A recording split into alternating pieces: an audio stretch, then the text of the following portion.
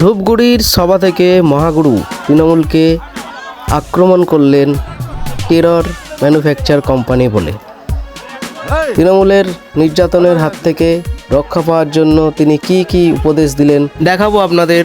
চোখ রাখুন বাংলা খবর ইউটিউব চ্যানেলে। চলো, আরে তোমরা সরো আগে, চলো কে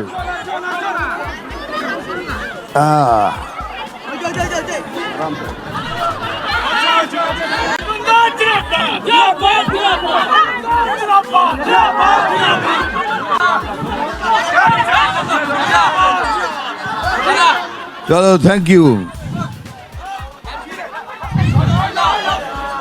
হাত মিলিয়েছিস তো?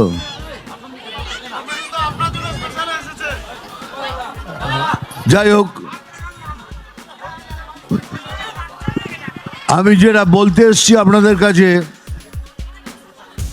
সেটা আর বলার অপেক্ষা রাখে না, কেননা আপনারা একটু চুপ করবে ভাই। হ্যালো, একটু চুপ করবেন।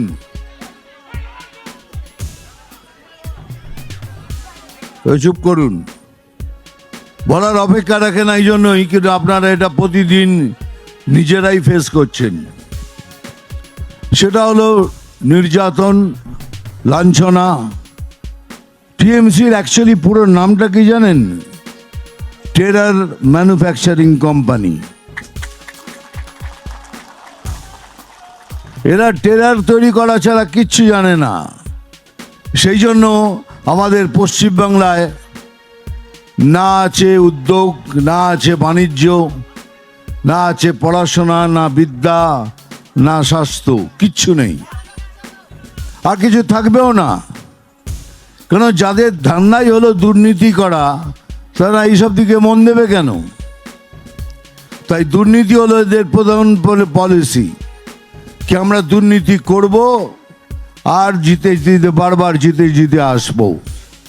তার জন্যই আপনারাই দায়ী ছিলেন, আমরাও দায়ী ছিলাম, কিন্তু এবার নয়। বাঙালিকে বাঙালিত্ব রাখার জন্য, হিন্দুদের হিন্দুত্ব রাখার জন্য, সনাতনীদের সনাতনিত্ব রাখার জন্য এই বাংলার মাটিতে আমাদের সবাইকে এক ছাতার নিচে এসে লড়তে হবে। সবাইকে এক ছাতার নিচে এসে সবাইকে লড়তে হবে। আর আমরা লড়বো। এইবার টিএমসির পতন হবে হবে হবে। এই জন্যই আমি সবাইকে অনুরোধ করছি। আমি প্রথমেই বলে রাখি, বিজেপি পার্টি মুসলমানদের বিরুদ্ধে নয়। বিজেপি পার্টি ভারতীয় মুসলমানদের বিরুদ্ধে নয়, তাদের বিরুদ্ধে, যারা দেশে থেকে দেশের ক্ষতি করতে চায় তাদের বিরুদ্ধে আমরা। তাই আমি সবাইকে অনুরোধ করছি, যারা এখানে কমিউনিস্ট পার্টি করেন, যাদের মধ্যে হিন্দুত্ব বেঁচে আছে, তাদের আহ্বান করছি।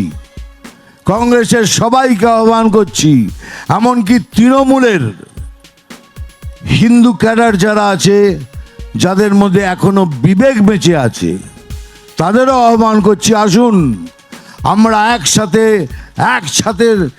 ছাতায় নিচে বসে লড়ে এদের উৎখাত করি।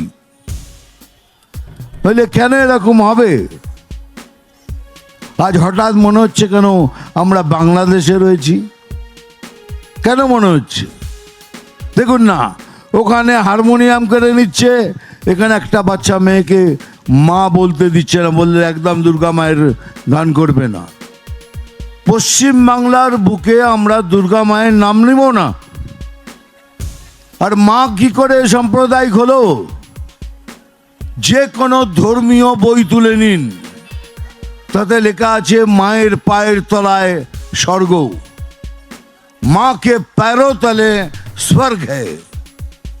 अगर माँ के पैरों तले जन्नत है, তাহলে মা সাম্প্রদায়িক হলো কি করে? তারপরে কিছুদিন আগে মধুবন্তী বলে একটি মেয়েকে সেম থ্রেট করা হলো, এখানে গান গাইবে না, লালন ফকিরের প্রোগ্রামে গান গাইতে গেছিল, তাকে বলে এখানে মায়ের গান চলবে না। তাহলে কি চলবে এখানে? পশ্চিম বাংলার বুকে তাহলে কি চলবে? সেই শাসনের জন্যই কি আপনি এসব করে বেড়াচ্ছেন? কাদের জন্য লড়ছেন? ওই অভারতীয়দের জন্য লড়ছেন, যারা দেশে থেকে দেশের ক্ষতি করতে চায় তাদের জন্য লড়ছেন। তাহলে তাই যদি হয়, তাহলে আপনারাও শুনে রাখুন, এ কোনোদিন পশ্চিম বাংলাদেশ হবে না। যতদিন আমার মতো বাঙালিরা বেঁচে আছে, আপনাদের মতো বাঙালি বেঁচে আছে, আমি জোর গলায় বলেছি, আমার শরীরে যদি এক বিন্দু রক্ত থাকে, তাহলে এটা বাংলাদেশ হবে না। কে বাঙালিদের এখান থেকে উৎখাত করো, যারা হিন্দু তাদের এখান থেকে উৎখাত করো। এমনকি বেঙ্গল ফাইলস দেখাতে দিল না। যদি বেঙ্গল ফাইলস দেখতেন তাহলে বুঝতেন নোয়াখালীতে কি হয়েছিল। নোয়াখালীতে 40,000 হিন্দুকে হত্যা করা হয়েছিল, সেই জন্যই দেখতে দেওয়া হলো না। এখন ওটিটিতে চলছে, দেখবেন। গ্রেট ক্যালকাটা কিলিংটা কি? ওই একই জিনিস, হিন্দুদের মারো। কিন্তু তবু আমরা আমাদের হিন্দুত্বকে বাঁচিয়ে রেখেছি, পশ্চিমবাংলাকে বাঁচিয়ে রেখেছি। আপনারা দেখছেন বাংলা খবর ইউটিউব চ্যানেল।